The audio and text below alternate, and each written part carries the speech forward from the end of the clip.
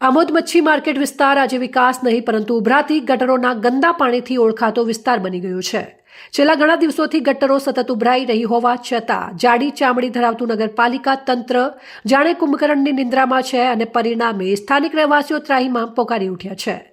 સ્થાનિકો દ્વારા વારંવાર રજૂઆત કરવા છતાં પ્રમુખથી લઈ જવાબદાર અધિકારીઓ સુધી કોઈને પણ જનતાની સમસ્યા દેખાતી નથી। એ જે જાણે આશ્ચર્ય નહીં પરંતુ આમોદની હકીકત બની ગઈ છે। ગટરોના ગંદા પાણી જાહેર રસ્તા ઉપર ફરી વળતા આવતા જતા નાગરિકો, વેપારીઓ અને ખાસ કરીને શાળાએ જતા નાના બાળકોને નાક બંધ કરીને પ્રસાર થવું પડે છે। આ દુર્ગંધ અને ગંદકી વચ્ચે જીવન જીવવું મજબૂર થવું પડે તેવી આમોદ નાગરિકોની કિસ્મતમાં લખાઈ ગયું છે। વધુ શરમજનક બાબત એ છે કે આ વિસ્તાર ભાજપનો ગઢ ગણાય છે।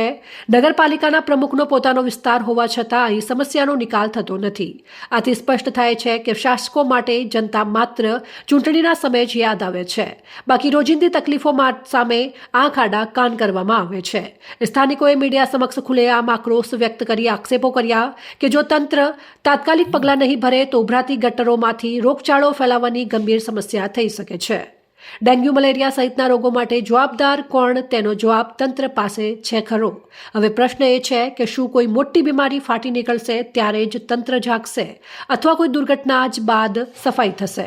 નગરપાલિકા અને જવાબદાર અધિકારીઓએ તાત્કાલિક અસરથી ગટર સમસ્યાનો કાયમી ઉકેલ લાવવો જોઈએ, નહીં તો જનતા હવે મૌન નહીં રહે, રસ્તા ઉપર ઉતરીને જવાબ માંગશે। શું નામ તમારું? લલિતાબેન। આ શું પ્રશ્ન છે?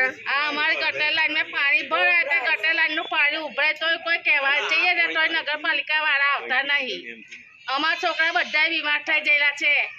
તમે ઘરે ઘરે ઉભરાયા કરે કહેવા જાય તો કોઈ અમારું સાંભળતું નહીં। તમે રજૂઆત કરી છે આ અંગે? આ પછી કરી હતી, 2-3 લોકોને અરજી લઈ લ્યો છે પણ કોઈ આવતું નહીં। તો તમારે શું કેવું છે તંત્રને? અમારે તો નગરપાલિકાનું પાણીનો નિકાલો કરાવવાનો, એ પ્રેશર મરાવે કે ગમે તે કરાવે।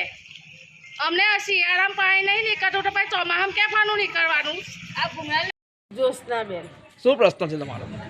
જળનું આ નાખ્યું છે ને આ બનાવ્યું છે, આ ભૂંગળા નાખ્યા છે તરનો અમોને એટલી તકલીફ છે। અહીં મૈયત થયું હતું ને તે દાખલ અમે પાણીના નળ બંધ કરી દીધા હતા। અમારા લોકોના ઠેઠે ઠેઠ પાણીનો જાય છે તો પછી લોકોનું તો અમારે સાંભળવાનું થાય છે।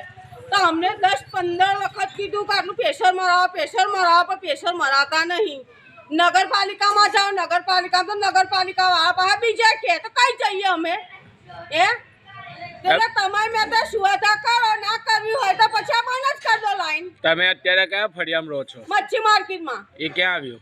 આ નોય મચ્છી માર્કેટ હિંમતપરાની પાછળ મેં અંગે રજૂઆત ઘરાગળ કોઈ જગ્યા પર તમે રજૂઆત કરી છે અંગે? રજૂઆત કરેલી છે? 3 વખત કીધું પ્રેશર મરાવવાનું, પછી આ ભૂંગળાના ઉપર એના ખાન કીધા તે કીધા હોન સાફ કરી લ્યો તો અમે હોન મેં સાફ કરી લીધું ને ભરીને નાખ્યા। એવા એ ઢગલા બી ભરવાની હા જાતે ભર્યા છે અમે। ના છોકરા હોય નાના નાના બીમાર પડે, બે તો બનાવીને સીટ પર જઈને બેસી ગયા, મોદીની લાઈન પર દોડી પડે। હવે અમારા તકલીફ વેઠવાની, લોકોની ગાળો ખાવાની દરરોજ જાય। રિપોર્ટર અંગુની જાકીર, સંબંધ ભારત ન્યૂઝ, ભરૂચ।